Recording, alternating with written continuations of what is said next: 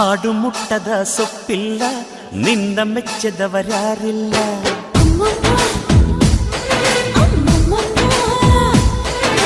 ಜೇನಿಗಿಂತ ಸಿಹಿ ಬೇರಿಲ್ಲ ನಿನ್ನ ಮುದ್ದಿಗಿಂತ ಸಿಹಿ ಬೇಕಿಲ್ಲ.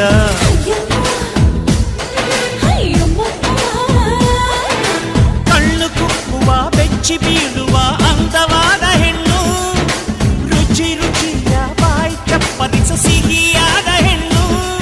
ಅಯ್ಯೋ ತಿಂದು ತೇಗಿದರು ಆಸೆ ತೀರದ ಪಂಚಾಮೃತ ಇವಳು.